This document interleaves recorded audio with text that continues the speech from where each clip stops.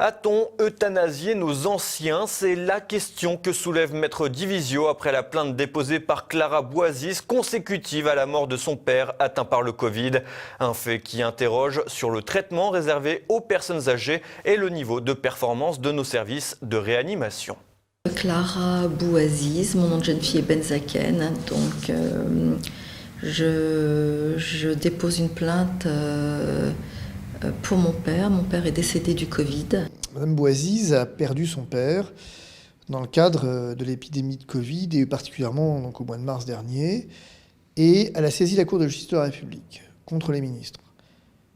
Et dans le cadre de ce dossier, on s'est aperçu qu'au fond, non seulement il y a une responsabilité des ministres, mais que l'hôpital, on était face à quelque chose qui était troublant.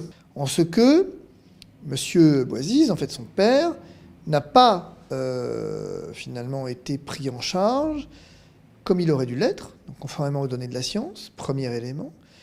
Et on a eu le sentiment que finalement, on n'a pas fait grand-chose, disons, pour le maintenir en vie, et plus exactement pour le soigner. Et on a découvert, et ça c'est quand même l'apothéose, que non seulement on n'a pas forcément fait grand-chose, mais qu'en fait on lui a collé un morphinique et un anxiolytique au motif qu'il était angoissé. Et ça trompe personne. Personne ne met un morphinique sur une dépression respiratoire, sur une détresse respiratoire, sauf à vouloir aggraver celle-ci, et sauf effectivement à vouloir provoquer la mort. C'est inimaginable autrement. Donc, la question qui se pose, et la réponse on la connaît, c'est de savoir, est-ce que ce monsieur de 88 ans a ou non été euthanasié? Mon père, c'était un homme aimant pour sa femme, mais pour nous aussi. C'était un papa, c'était un grand-père. On nous a arraché notre père, on nous a arraché le grand-père des enfants. Quelqu'un d'autre a décidé de vie ou de mort sur mon père et on a décidé qu'il fallait qu'il meure. Qui a décidé? Qui a pris la décision? Qui a exécuté? Au nom de quoi?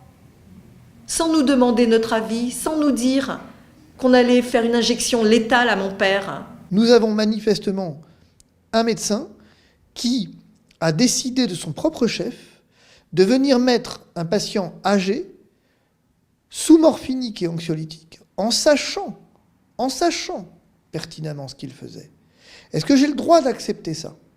Est-ce qu'une société moderne, est-ce qu'une société civilisée a le droit d'accepter qu'à la faveur de la première épidémie venue, on vienne finalement s'asseoir sur toutes les garanties de soins palliatifs pour basculer vers l'euthanasie? Ça dérange beaucoup cette procédure parce que si vous regardez, personne n'en parle vraiment de la procédure. Or, elle est fondamentale, cette procédure. Un hôpital et un médecin attaqués pour homicide volontaire. Faut peser. Ça s'appelle un meurtre quand même, en langage commun. Donc on attaque des gens pour avoir volontairement donné la mort et ça n'intéresse personne. Qu'est-ce qu'on cache là? Qu'est-ce qu'on ne veut pas montrer? Qu'est-ce qui pose problème à ce point? Qu'est-ce qui s'est passé? On sait qu'à un moment donné, il y a eu des euthanasies. On sait que probablement, il s'est passé euthanasie. Alors je vais vous dire, la question de savoir si l'hôpital est en déficit, si le médecin est ou n'est pas, je m'en fous complètement. Il y a un point d'arrêt.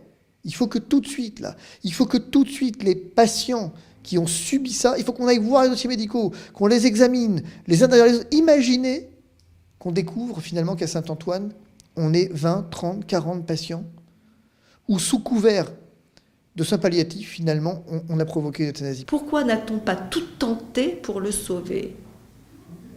Au nom de quoi l'a-t-on tué? Les personnes âgées ont fait hier ce que nous sommes aujourd'hui. On devrait les honorer.